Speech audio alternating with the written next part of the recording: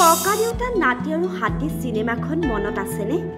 ককা দেউতা নাতি আৰু হাতী আহিল কলিয়াবৰত।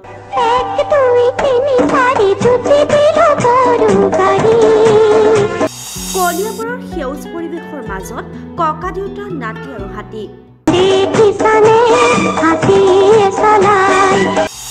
ছবিখনৰ স্মৃতিয়ে আজিও ৰিঙিয়াই দৰ্শকক। পুনৰ ছবি গৃহত চমক দেখাবলৈ সাজু ককা দেউতাৰ নাতি আৰু হাতী। এইবাৰ কলিয়াবৰৰ সেউজ পৰিৱেশৰ মাজত দেখা গ'ল ককা দেউতাৰ নাতি আৰু হাতীক। বিশিষ্ট অভিনেতা যতীন বৰাক কাষত পাই গাঁৱৰ ৰাইজ ওলাই আহিছে শ্বুটিং চাবলৈ। এক উৎসৱমুখৰ পৰিৱেশ কলিয়াবৰত। 1983 চনত মুক্তি লাভ কৰা ককা দেউতাৰ নাতি আৰু হাতীৰ স্মৃতিয়ে আজিও ৰিঙিয়াই এটা প্ৰজন্মক। সেই স্মৃতিৰ পম খেদি পুনৰ দৰ্শকৰ মন সজীৱ কৰিবলৈ শীঘ্ৰেই ছবিঘৰলৈ আহি আছে বিগ বাজেটৰ ছবি ককা দেউতাৰ নাতি আৰু হাতী। ককা দেউতাৰ নাতি আৰু হাতীটোৰ দৃশ্যগ্ৰহণ চলি আছে কলিয়াবৰৰ লাঙি গাঁও, নিজ চিলাবন্ধা, শান্তিপুৰ, বাঘৰচুক আৰু বালিবাটত। চিনেমাখনৰ শেহতীয়া দৃশ্যগ্ৰহণৰ ছিকুৱেন্সসমূহ কলিয়াবৰত শ্বুটিং কৰি থকা হৈছে। বিশিষ্ট অভিনেতা প্ৰাঞ্জল শইকীয়া, তপন দাস, যতীন বৰাই শ্বুটিং কৰিছে কলিয়াবৰত। বিশিষ্ট ছবি নিৰ্মাতা পৰিচালক বিশ্বজিৎ বৰাই পৰিচালনা কৰা ছবিখনত কমেও 200 লোক শ্বুটিঙৰ কামত ব্যস্ত হৈ পৰিছে। সাউথৰ অভিজ্ঞ ফাইটিং টীম জড়িত হৈছে ছবিখনত। চলিত বৰ্ষৰ দুৰ্গা পূজাৰ আশে-পাশে ছবিগৃহলৈ অহাৰ সম্ভাৱনা আছে ককা দেউতাৰ নাতি আৰু হাতীটো। দৰ্শকো অধীৰ আগ্ৰহেৰে ৰৈ আছে ছবিখন চাবলৈ। ককা দেউতাৰ নাতি আৰু হাতী এইখন আমি কৰিছোঁ এতিয়া ইয়াত কলিয়াবৰত বিভিন্ন জেগাত শ্বুটিং কৰাই আছে।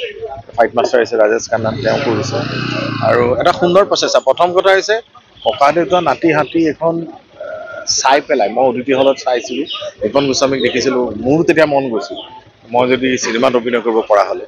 আৰু ভগৱানৰ কৃপাত এই ছবিখনত প্ৰযোজককো প্ৰায় দিছে, নেতাকে ছবিখন পৰিচালনা কৰিছে আৰু ডাইৰেক্টৰ বিশ্বজিৎ বৰাই পৰিচালনা কৰিছে। বিশ্বজিৎৰ লগত মই আগতে এখন কৰিছোঁ বহনিমান, আৰু এইখন তাৰ লগত মোৰ ছেকেণ্ড ছবি আৰু কাম ভাল হৈছে। এতিয়া বিশেষকৈ তপন দা মই আফটাৰ লং টাইম দাগৰ পিছত ৰামধেনুৰ পিছত হ'ব, ৰামধেনুৰ পিছত অৱশ্যে ৰামধেনুত মোৰ লগত চিন নাছিল, কিন্তু একেলগে ককাই ভাই সম্পৰ্কৰ যিটো দাগত তাৰপিছত আহি এতিয়া আমি তপন দা আৰু মই কৰিছোঁ, প্ৰাঞ্জল দা আছে, বহুত প্ৰতিষ্ঠিত অভিনেতা অভিনেত্ৰী আছে। সুন্দৰ প্ৰচেষ্টা। মই ভাবোঁ এই ছবিখন যেনেকৈ ভাইমন দা চাই মানুহে অলপ নষ্টালজিক হৈছে, এইখন ছবিখন চাই বহুত কথাই মনত পেলাব পাৰিব। সুন্দৰ প্ৰচেষ্টা আৰু ছবিখন যে ভাল হ'ব আৰু মোৰ কেৰেক্টাৰটো বিশেষকৈ ভাল লাগিছে। এটা বিশাল টিম কিন্তু দেখিবলৈ পোৱা গৈছে, বহুত ডাঙৰ টিম, আপোনালোকে নিজেই লক্ষ্য কৰিছে। বিশাল ডাঙৰ টিম। এতিয়া ফাইট মাষ্টাৰ আহিছে চেন্নাইৰ পৰা, ষ্টেডি কেম আহিছে, গোটেই টিমটোৱে মানে কোনো প্ৰডাকশ্যনৰ ফালৰ পৰা কোনো কম্প্ৰমাইজ কৰা নাই। এখন ভাল ছবিৰ কাৰণে তেওঁলোকে প্ৰচেষ্টাটো সঁচাই প্ৰশংসনীয়। ধন্যবাদ জনাইছোঁ। সকলোৱে আহক, অসমীয়া ছবি চাওক। যেনেকৈ ভাইমন দাৰ এতিয়া চলিছে আৰু ছবি আহিব। আৰু ককা দেউতা নাতি হাতী ছবিখন বহুতৰ স্মৃতি জড়িত হৈ আছে। সেই সময় নিপন দা আমাৰ মাজত নাই, কিন্তু সেই ছবিখনত কথা মনত পেলালে নিপন গোস্বামীৰ কথা মনত আহে।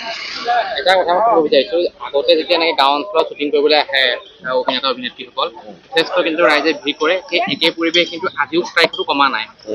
সেই মৰম চেনেহটো আমিতো বহুত ক্ষেত্ৰত এতিয়া কি ক'ম আৰু ভাল লাগিছে। বহুত মানুহ, বয়সস্থ মানুহবিলাক চাবলৈ আহিছে শ্বুটিং কেনেকৈ হয়, বা মোৰ লগতো দুআষাৰ কথা পাতিছে, ভাল লাগিছে। আৰু আছে ৰাজেশ খান্নাৰো আপোনালোকে ইণ্টাৰভিউ ল'ব পাৰে।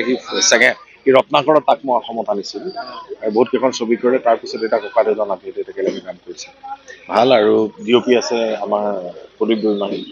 সুন্দৰ প্ৰচেষ্টা আৰু কম্প্ৰমাইজ কৰা নাই ছবিখন। এতিয়াৰ জেনেৰেশ্যনক আকৰ্ষিত কৰিব পৰাকৈ বহুত ক্ষেত্ৰত অসমৰ ইণ্ডিয়াৰ বাহিৰতো শ্বুটিং আছে, সেইখিনিও কৰিব তেওঁলোকে। কেতিয়া মানলৈকে চিনেমাখন এখন এইটো বছৰ তেওঁলোকে ৰিলিজ দিব, এইটো বছৰ। আৰু মোৰ অগ্নিবাণ আহি আছে, অগ্নিবাণ ছবিখন সেই কেৰেক্টাৰটো মোৰ ভাল লাগিছে। বিশেষকৈ ককা দেউতা নাতি হাতী বুলি ক'লে প্ৰথমেই নাম আহে নিপন গোস্বামী। আপোনাৰ বন্দুকটো কিমান চনৰ, এই সংলাপটো এতিয়াও কাণত বাজি থাকে।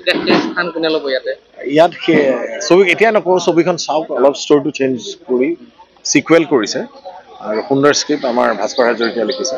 ভাল হ'ব যে এইটো নিশ্চিত কথা। ককা দেউতা নাতি আৰু হাতী পাৰ্ট 2 যিটো আমি যিখন চিনেমা কৰি আছোঁ, অলৰেডি আমি আহি চিনেমাখনৰ এটা শেষ পৰ্যায়ত পাইছোঁ। এতিয়া একশ্যনৰ কাম চলি আছে। একশ্যন ডিৰেক্টৰ আহিছে চেন্নাইৰ পৰা, আৰু আমি আশা ৰাখিছোঁ অসমবাসী ৰাইজে এখন খুব ভাল চিনেমা পাব বুলি, আৰু আমিও যত্ন কৰিছোঁ। মই বিভিন্ন ধৰণৰ, যিহেতু মই মুম্বাইত থাকোঁ আৰু বিভিন্ন ধৰণৰ ভাৰতৰ বিভিন্ন ধৰণৰ চিনেমা জগতৰ লগতে মই কাম কৰিছোঁ, বেলেগ বেলেগ জেগাত কাম কৰিছোঁ। ইউপিটো কাম কৰিছোঁ, ইউপি, বিহাৰ বা দিল্লী এইবোৰ জেগাত, মুম্বাইতো কৰিছোঁৱেই। তো সেইকাৰণে কিন্তু কম্পেৰেটিভলি চালে মোৰ এটাই ভাল লাগে যে আমাৰ অসমখনৰ মানুহখিনি ইমান সহজ সৰল, যলৈকে যাওঁ যেনেকৈ হওক প্ৰতিটো জেগা প্ৰতিটো হেৰিত ৰাইজে, আমাৰ অসমীয়া ৰাইজে ইমান মৰম দিয়ে। হেঁপাহেই নহয়, তেওঁলোকে অসমীয়া চিনেমাক যে হাড়ে হিমজুৱে ভাল পায় তাৰে প্ৰমাণ। সকলোৱে লৈ আহিব, এখন চকী উলিয়াই দিব বা পানী এগিলাচ দিবহি, প্ৰত্যেকেই কৰ্পৰেশ্যনতো দিয়ে। তেওঁলোকৰ আশা যে অসমীয়া চিনেমাখন এখন বনাবলৈ লৈছে, ঠন ধৰি উঠক চিনেমা জগতখন, তেওঁলোকেও ভাবে। আৰু মই বিৰাট সুখী, কলিয়াবৰৰ নিচিনা এটা জেগাত, ইমান ধুনীয়া জেগা, ইমান ৰাংঢালি এটুকুৰা জেগা, গ্ৰীনেৰী জেগা, গোটেইখন সেউজীয়া পথাৰেৰে ভৰপূৰ। মই ভাবোঁ আমাৰ অসমীয়া চিনেমাত এই স্পেচিয়েলি এই জেগাটুকুৰাক আমি যেনেধৰণে ধৰি ৰাখিম, ৰাইজে খুব ভাল পাব। কিমান কলা কুশলী জড়িত হৈ আছে এই চিনেমাখনত? এনে 150 কলা কুশলী জড়িত হৈ আছে, আৰু তাতে আপোনালোকে গম পাইছেই যে প্ৰাঞ্জল শইকীয়া, তাৰপিছত যতীন বৰা, উৎপল দাস, তপন দাসে এটা খুব উল্লেখযোগ্য ভূমিকাত পালন কৰিছে। তাৰপিছত আমাৰ পংকজ মহন্ত আছে, তাৰপিছত আমাৰ সিদ্ধান্ত আছে, তো এনেধৰণে প্ৰীতি কংকনা আছে। তো সেইকাৰণে ভালেই লাগিছে। আদিল হুছেইনে এটা স্পেচিয়েল ৰোল ছবিখনত কৰিছে। তো ছবিখনত মানে পাৱাৰ পেক যিটো মানে পাৰফৰ্মেঞ্চ বুলি কয়, এয়া ছবিখনত দেখা যাব। এতিয়ালৈকে শুভমুক্তি হ'ব? এতিয়ালৈকে একজেক্টলি ধৰিব পৰা নাই, তথাপিও এই বছৰ শেষৰ ফালে আমি চিনেমাখনৰ প্লেন কৰিছোঁ।